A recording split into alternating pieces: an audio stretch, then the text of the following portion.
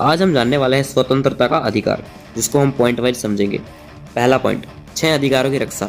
अनुच्छेद 19 सभी नागरिकों को 6 अधिकारों की गारंटी देता है। यह है वाक एवं अभिव्यक्ति की स्वतंत्रता, शांतिपूर्वक और निरायुध सम्मेलन का अधिकार, संगम संघ या सहकारी समितियां बनाने का अधिकार, भारत के राज्य क्षेत्र में सर्वत्र अबाध संचरण का अधिकार, भारत के राज्य क्षेत्र के किसी भाग में निर्बाध घूमने और बस जाने या निवास करने का अधिकार, कोई भी वृत्ति, व्यापार या कारोबार करने का अधिकार। मूलतः अनुच्छेद 19 में 7 अधिकार थे, लेकिन संपत्ति को खरीदने, अधिग्रहण करने या बेच देने के अधिकार को 1978 में 44वें संशोधन अधिनियम के तहत समाप्त कर दिया गया। इन 6 अधिकारों की रक्षा केवल राज्य के खिलाफ मामले में है, न कि निजी मामले में। अर्थात ये अधिकार केवल नागरिकों और कंपनी के शेयर धारकों के लिए है, न कि विदेशी या कानूनी लोगों जैसे कंपनियों या परिषदों के लिए। राज्य इन 6 अधिकारों पर अनुच्छेद 19 में उल्लिखित आधारों पर उचित प्रतिबंध लगा सकता है। वाक एवं अभिव्यक्ति की स्वतंत्रता, इसको हम जानेंगे। यह प्रत्येक नागरिक को अभिव्यक्ति दर्शाने, मत देने, विश्वास एवं अभियोग लगाने की मौखिक, लिखित, छिपे हुए मामलों पर स्वतंत्रता देता है। उच्चतम न्यायालय ने वाक एवं अभिव्यक्ति की स्वतंत्रता में निम्नलिखित को सम्मिलित किया। पहला, अपने या किसी अन्य के विचारों को प्रसारित करने का अधिकार। दूसरा, प्रेस की स्वतंत्रता। तीसरा, व्यावसायिक विज्ञापन की स्वतंत्रता। चौथा, फोन टैपिंग के विरुद्ध अधिकार। पांचवा, प्रसारित करने का अधिकार, अर्थात सरकार का इलेक्ट्रॉनिक मीडिया पर एकाधिकार नहीं है। छठा, किसी राजनीतिक दल या संगठन द्वारा आयोजित बंद के खिलाफ अधिकार। सातवां, सरकारी गतिविधियों की जानकारी का अधिकार। आठवां, शांति का अधिकार। नौवां, किसी अखबार पर पूर्व प्रतिबंध के विरुद्ध अधिकार। 10वां, प्रदर्शन एवं विरोध का अधिकार, लेकिन हड़ताल का अधिकार नहीं।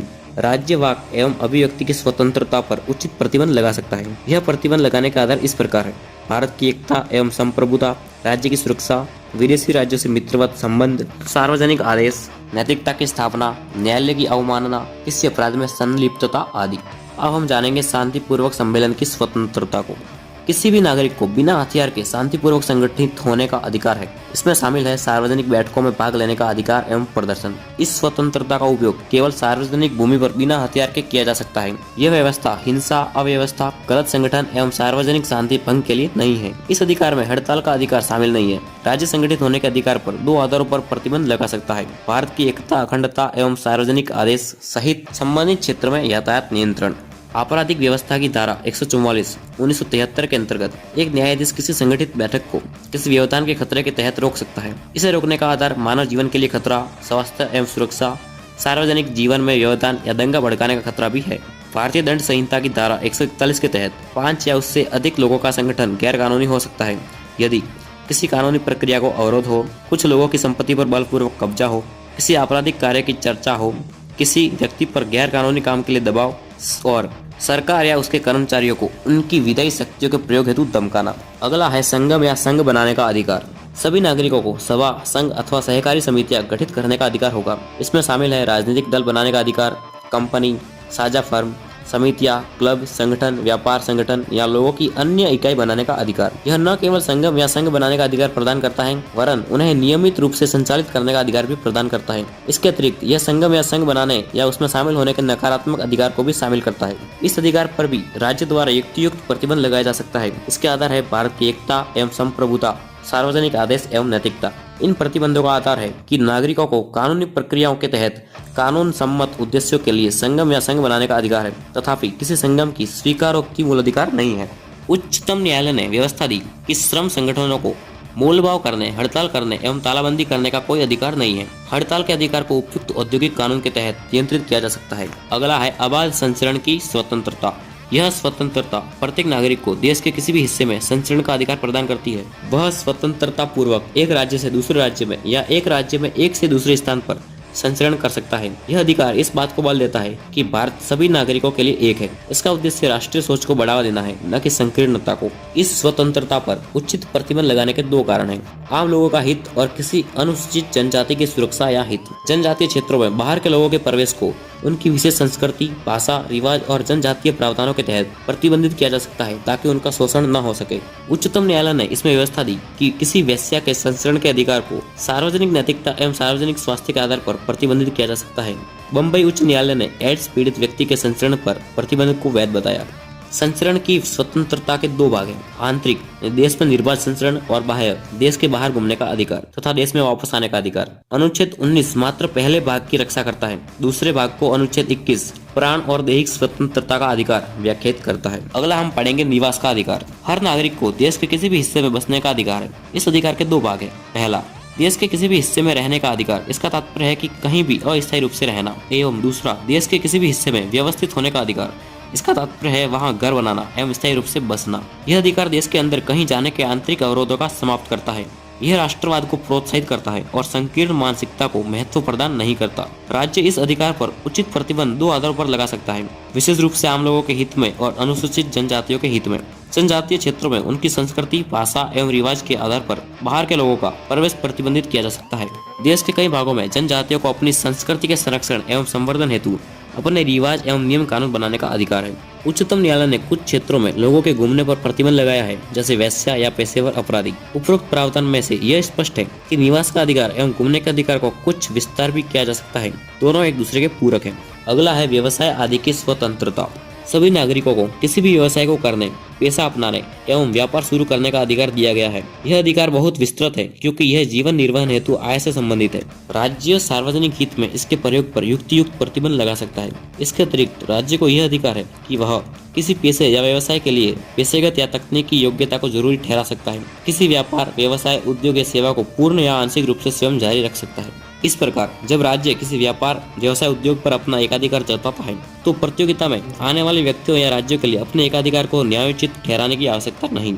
इस अधिकार में कोई अनैतिक कृत्य शामिल नहीं है, जैसे महिलाओं या बच्चों का दुरुपयोग या खतरनाक, हानिकारक औषधियों या विस्फोटक आदि व्यवसाय। राज्य इन पर पूर्णतः प्रतिबंध लगा सकता है या इनके संचालन के लिए लाइसेंस की अनिवार्यता कर सकता है। अब हम स्वतंत्रता के अधिकार में दूसरा पॉइंट पढ़ेंगे, जो है अपराध के लिए दोष सिद्धि के संबंध में संरक्षण। अनुच्छेद 20 किसी भी अभियुक्त या दोषी करार व्यक्ति, चाहे वह नागरिक हो या विदेशी या कंपनी व परिषद का कानूनी व्यक्ति हो, उसके विरुद्ध मनमाने और अतिरिक्त दंड से संरक्षण प्रदान करता है। इस संबंध में 3 व्यवस्थाएं हैं। पहली, कोई पूर्वपद प्रभाव कानून नहीं। कोई व्यक्ति किसी व्यक्ति अपराध के लिए तब तक सिद्ध दोषी नहीं ठहराया जाएगा जब तक कि उसने ऐसा कोई कार्य करने के समय जो अपराध के रूप में आरोपित है किसी प्रवर्त विधि का अतिक्रमण नहीं किया है या उससे अधिक शास्ति का भागी नहीं होगा जो उस अपराध के किए जाने के समय प्रवर्त विधि के अधीन अधिरोपित की जा सकती थी। दूसरी, दोहरी सती नहीं। किसी व्यक्ति को एक ही अपराध के लिए एक बार से अधिक अभियोजित और दंडित नहीं किया जाएगा। तीसरी, स्व अभिशंसन नहीं। किसी अपराध के लिए अभियुक्त किसी व्यक्ति को स्वयं अपने विरुद्ध साक्षी होने के लिए बाध्य नहीं किया जाएगा। एक पूर्वपद प्रभाव कानून वह है जो पूर्वव्यापी प्रभाव से दंड अध्यारोपित करता है, अर्थात किए गए कृत्यों पर या जो ऐसे कृत्यों हेतु दंड को बढ़ाता है। अनुच्छेद 20 के पहले प्रावधान के अंतर्गत इस तरह के क्रियान्वयन पर रोक है। हालांकि इस तरह की सीमाएं केवल आपराधिक कानूनों में ही है, न कि सामान्य सिविल अधिकार या कर कानूनों में। दूसरे शब्दों में, जन उत्तरदायित्व या एक कर को पूर्वव्यापी रूप में लगाया जा सकता है। इसके अतिरिक्त इस तरह की व्यवस्था अपराध, दोष या सजा सुनाए जाने के मौके पर आपराधिक कानूनों पर प्रभावी रहती है। अंततः सुरक्षा व्यवस्था के तहत बचाव के मामलों में एक व्यक्ति की सुरक्षा की मांग के आधार पर नहीं की जा सकती। दोहरी क्षति के विरुद्ध सुरक्षा का मामला सिर्फ एक कानूनी न्यायालय या न्यायिक अधिकरण में ही उठाया जा सकता है। दूसरे शब्दों में, यह विभागीय या प्रशासनिक सुनवाई में लागू नहीं हो सकता, चूंकि यह न्यायिक प्रवृत्ति की नहीं है। स्व अभिशंसन के संबंध में मौखिक और प्रलेखीय साक्ष्य दोनों में संरक्षण प्राप्त है, हालांकि यह विस्तारित नहीं किया जा सकता। पहला, भौतिक विषयों के आवश्यक उत्पादों पर। दूसरा, अंगूठे के निशान, हस्ताक्षर एवं रक्त जांच की अनिवार्यता पर। तीसरा, किसी इकाई की प्रदर्शनी की अनिवार्यता। इसके अलावा इसका विस्तार केवल उन शिकायतों की सुनवाइयों पर ही हो सकता है जो आपराधिक प्रकृति की न हो। अब हम स्वतंत्रता के अधिकार में पढ़ेंगे तीसरा पॉइंट, जो है प्राण एवं दैहिक स्वतंत्रता। अनुच्छेद 21 में घोषणा की गई है कि किसी व्यक्ति को उसके प्राण या दैहिक स्वतंत्रता से विधि द्वारा स्थापित प्रक्रिया के अनुसार ही वंचित किया जाएगा, अन्यथा नहीं। प्रसिद्ध गोपालन मामले 1950 में उच्चतम न्यायालय ने अनुच्छेद 21 की सूक्ष्म व्याख्या की। इसमें व्यवस्था की गई कि अनुच्छेद 21 के तहत सिर्फ मनमानी कार्यकारी प्रक्रिया के विरुद्ध सुरक्षा उपलब्ध है, न कि विधानमंडलीय प्रक्रिया के विरुद्ध। इसका मतलब राज्य प्राण एवं दैहिक स्वतंत्रता के अधिकार को कानूनी आधार पर रोक सकता है। ऐसा इसलिए है क्योंकि अनुच्छेद 21 की अभिव्यक्ति विधि द्वारा स्थापित प्रक्रिया अमेरिका के संविधान में अभिव्यक्ति विधि की विधिवत प्रक्रिया से भिन्न है।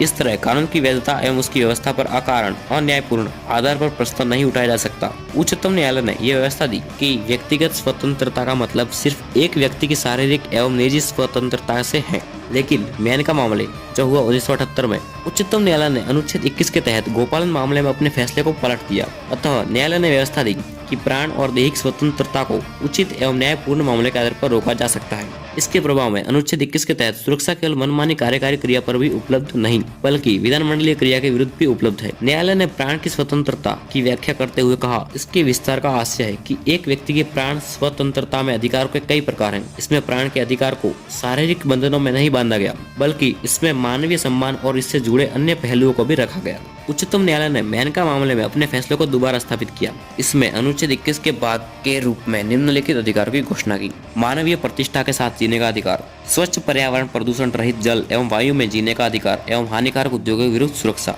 जीवन रक्षा का अधिकार, निजता का अधिकार, आश्रय का अधिकार, स्वास्थ्य का अधिकार, 14 वर्ष की उम्र तक निःशुल्क शिक्षा का अधिकार, निःशुल्क कानूनी सहायता का अधिकार, अकेले कारावास में बंद होने के विरुद्ध अधिकार, त्वरित सुनवाई का अधिकार, हथकड़ी लगाने के विरुद्ध अधिकार, अमानवीय व्यवहार के विरुद्ध अधिकार, देर से फांसी के विरुद्ध अधिकार, विदेश यात्रा करने का अधिकार, बंधु व मजदूरी करने के विरुद्ध अधिकार, हिरासत में शोषण के विरुद्ध अधिकार, आपातकालीन चिकित्सा सुविधा का अधिकार, सरकारी अस्पतालों में समय पर उचित इलाज का अधिकार, राज्य के बाहर न जाने का अधिकार, निष्पक्ष सुनवाई का अधिकार, कैदी के लिए जीवन की आवश्यकता का अधिकार, महिलाओं के साथ आदर और सम्मानपूर्वक व्यवहार करने का अधिकार, सार्वजनिक फांसी के विरुद्ध अधिकार, पहाड़ी क्षेत्रों में मार्ग का अधिकार, सूचना का अधिकार, प्रतिष्ठा का अधिकार, दोष सिद्धि वाले न्यायालय आदेश से अपील का अधिकार, पारिवारिक पेंशन का अधिकार, सामाजिक एवं आर्थिक न्याय एवं सशक्तिकरण का अधिकार, बार कैडर्स के विरुद्ध अधिकार, जीवन बीमा पॉलिसी के विनियोग का अधिकार, शयन का अधिकार, शोर प्रदूषण से मुक्ति का अधिकार, धर्मीय विकास का अधिकार, अवसर का अधिकार। चौथा पॉइंट, शिक्षा का अधिकार। अनुच्छेद 21 में घोषणा की गई है कि राज्य 6 से 14 वर्ष तक की उम्र के बच्चों को निःशुल्क एवं अनिवार्य शिक्षा उपलब्ध करवाएगा। इसका निर्धारण राज्य करेगा। इस प्रकार यह व्यवस्था केवल आवश्यक शिक्षा के एक मूल अधिकार के अंतर्गत है, न कि उच्च या व्यावसायिक शिक्षा के संदर्भ में। यह व्यवस्था 86वें संवैधानिक संशोधन अधिनियम 2002 के अंतर्गत की गई है। यह संशोधन देश में सर्व शिक्षा के लक्ष्य में एक मील का पत्थर साबित हुआ है। सरकार ने यह कदम नागरिकों के अधिकार के मामले में द्वितीय क्रांति की तरह उठाया है। इस संशोधन के पहले भी संविधान में भाग 4 के अनुच्छेद 45 में बच्चों के लिए निःशुल्क एवं अनिवार्य शिक्षा की व्यवस्था थी। तथापि निदेशक सिद्धांत होने के कारण यह न्यायालय द्वारा जरूरी नहीं ठहराया जा सकता था। अब उसमें कानूनी प्रावधान की व्यवस्था है। यह संशोधन अनुच्छेद 45 के निदेशक सिद्धांत को बदलता है। अब इसे पढ़ा जाता है, राज्य सभी बच्चों को 14 वर्ष की आयु पूरी करने तक निःशुल्क और अनिवार्य शिक्षा देने के लिए उपबंध करने का प्रयास करेगा। इसमें एक मूल कर्तव्य अनुच्छेद 51 क के तहत जोड़ा गया। प्रत्येक नागरिक का यह कर्तव्य होगा कि वह 6 से 14 वर्ष तक के अपने बच्चों को शिक्षा प्रदान कराएगा। 1993 में उच्चतम न्यायालय ने अनुच्छेद 21 के अंतर्गत स्वयं जीवन के अधिकार में प्राथमिक शिक्षा को मूल अधिकार के रूप में जोड़ा। इसमें व्यवस्था की गई कि भारत के किसी भी बच्चे को 14 वर्ष की आयु तक निःशुल्क शिक्षा प्रदान की जाए। इसके उपरांत इसकी शिक्षा का अधिकार आर्थिक क्षमता की सीमा एवं राज्य के विकास का विषय है। इस फैसले में न्यायालय ने अपने पूर्व फैसले 1992 को बदला, जिसमें घोषणा की गई थी कि शिक्षा का अधिकार किसी भी स्तर पर है, जिसमें व्यावसायिक शिक्षा जैसे चिकित्सा एवं इंजीनियरिंग भी शामिल है। अनुच्छेद 21A के अनुसरण में संसद ने बच्चों को निःशुल्क एवं अनिवार्य शिक्षा का अधिकार RTE अधिनियम 2009 अधिनियमित करके इस अधिनियम के अंतर्गत यह व्यवस्था है कि 14 वर्ष की आयु तक के प्रत्येक बच्चे को संतोषजनक एवं समुचित गुणवत्ता वाली पूर्णकालिक प्रारंभिक शिक्षा एक ऐसे औपचारिक विद्यालय जिसमें के अनिवार्य परिपाटियों एवं मानकों का पालन किया जाता हो में प्राप्त करने का अधिकार है। यह विधान इस दृष्टि से अधिनियमित किया गया है कि समानता, सामाजिक न्याय तथा लोकतंत्र के मूल्यों के साथ ही न्यायपूर्ण एवं मानवीय समाज निर्माण का लक्ष्य सभी को समावेशी प्रारंभिक शिक्षा प्रदान कर प्राप्त किया जा सके। 5वां पॉइंट, निरोध एवं गिरफ्तारी से संरक्षण। अनुच्छेद 22 किसी व्यक्ति को गिरफ्तारी एवं निरोध से संरक्षण प्रदान करता है। हिरासत 2 तरह की होती है, दंड विषयक यानी कठोर और निवारक। दंड विषयक हिरासत एक व्यक्ति को दंड देती है जिसने अपराध स्वीकार कर लिया है और अदालत में उसे दोषी ठहराया जा चुका है। निवारक हिरासत वह है जिसमें बिना सुनवाई के अदालत में दोषी ठहराया जाए। इसका उद्देश्य किसी व्यक्ति को पिछले अपराध पर दंडित न कर भविष्य में ऐसे अपराध न करने की चेतावनी देना जैसा है। इस तरह निवारक हिरासत केवल शक के आधार पर एहतियाती होती है। अनुच्छेद 22 के 2 भाग हैं। पहला भाग साधारण कानूनी मामले से संबंधित है, जबकि दूसरा भाग निवारक हिरासत के मामलों से संबंधित है। अनुच्छेद 22 का पहला भाग उस व्यक्ति को जिसे साधारण कानून के तहत हिरासत में लिया गया निम्नलिखित अधिकार उपलब्ध कराता है।